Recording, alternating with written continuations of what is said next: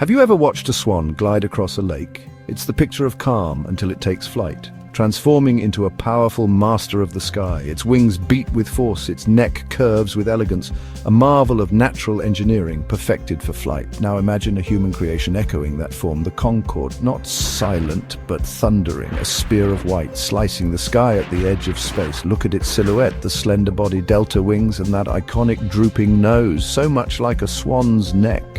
This isn't coincidence, it's inspiration drawn straight from nature's playbook. The swan's mastery of air held secrets that engineers would borrow to solve the challenges of supersonic flight. The Concorde's story is not just about technology, but about learning from the world around us.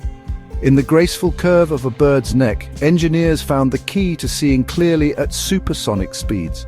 The swan is a chapter in nature's book of flight, the Concorde, a page we turned with awe. Even at the height of our ambition, we looked to nature for answers. The Concorde in its very bones paid homage to the living world. It was a fleeting, glorious symbol of what we can achieve when we learn from the silent genius of our planet. The swan and the Concorde, two visions of flight, forever intertwined. The Concorde was born in an era of boundless optimism, a time when humanity was determined to fly faster than ever before. Britain and France joined forces to create not just an airplane, but a technological marvel, Concorde. Its name meant harmony, and its design looked like something from the future, sleek, needle-nosed with vast delta wings. When it first flew in 1969, it promised to shrink the globe, making the impossible routine. Concorde flew at Mach 2, twice the speed of sound, crossing the Atlantic in under 3.5 hours. Passengers soared at 60,000 feet, glimpsing the curve of the Earth and the darkness of the upper atmosphere. Its 4 Olympus engines, the most powerful ever on a commercial jet, propelled it into legend. Concorde wasn't just an evolution, it was a revolution, a bold leap into a new realm of flight. It was speed and elegance given wings. A supersonic flight isn't just about more power, it's a battle with physics itself.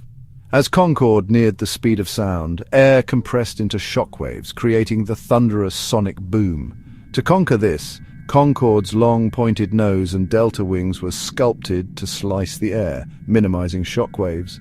The delta wing, while tricky at low speeds, was perfect for stability and lift at Mach 2. At such speeds, friction heated the skin to over 127 degrees Celsius, stretching the airframe by nearly 10 inches. Special paint and heat-resistant alloys were essential. Every part was engineered for survival in this high-energy environment. The Olympus engines, with computer-controlled air intakes, slowed supersonic air to subsonic before it hit the compressors, a marvel of precision. Concorde was more than fast. It was a symphony of engineering, every curve and system tuned to master the sky. It was a machine that tamed the air itself. Every flight was a triumph over nature's fiercest barriers. Supersonic travel became possible because every detail worked in harmony. Long before jet engines, the Swan was nature's aerodynamic masterpiece. Its teardrop body and powerful wings let it lift its heavy frame skyward. Takeoff is a display of raw power. In flight, the Swan's neck stretches forward, streamlining its profile for efficiency. This posture isn't just elegant, it's essential for stability and long-distance flight, but the Swan is adaptable. As it lands, it curves its neck downward, gaining a clear view of the water for a precise touchdown. Each posture, neck straight in flight, curved for landing, serves a purpose. The Swan is a dynamic flying machine, not locked into a single form. Its versatility is a masterclass in natural design. The S-curve at rest, the straight line in flight, the downward arc for landing, each is a solution honed by evolution. Human engineers can only hope to emulate such sophistication. The Swan is beauty and function, perfectly balanced. Concorde's long, pointed nose was perfect for supersonic flight, but a problem for pilots during takeoff and landing. With the nose angled up, the runway vanished from view. Pilots were flying blind. Cameras and gadgets were considered, but nothing beat a clear line of sight. The answer came from nature, the Swan, which curves its neck for landing. Engineers realized they could mimic this by hinging the nose to droop downward for visibility, then raise it for speed. This droop nose became Concorde's signature, a direct act of biomimicry. It was elegant, simple, and effective, a solution millions of years in the making. The Swan's movement inspired one of aviation's most iconic features. Nature had shown the way. The Concorde's droop nose was a marvel of hydraulic engineering. A heat-resistant visor retracted, then the nose itself pivoted down. Graceful, almost organic. For taxi and takeoff, the nose drooped 5 degrees. For landing, 12.5, giving pilots a panoramic view. In flight, the nose and visor snapped back to a sharp point for Mach 2 speeds. Pilots described the moment the nose drooped as the world opening up before them, a transition from stratosphere to runway. This feature was essential, not cosmetic. Without it, Concorde couldn't have flown safely. Every takeoff and landing depended on this Swan-inspired innovation. It's a celebrated example of nature solving a modern engineering challenge. The bridge between sky and ground was built on the wisdom of a bird. The Concorde story is just one chapter in the science of biomimicry, learning from nature to solve human problems. The Japanese bullet train, plagued by sonic booms, found its answer in the kingfisher's beak, redesigned for quiet, efficient speed.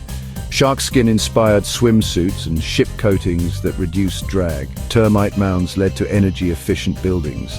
Gecko feet inspired new adhesives. Nature's solutions are everywhere, waiting to be discovered. Evolution's trial and error has already solved many of our toughest challenges. Sometimes the best blueprint is already written in the world around us.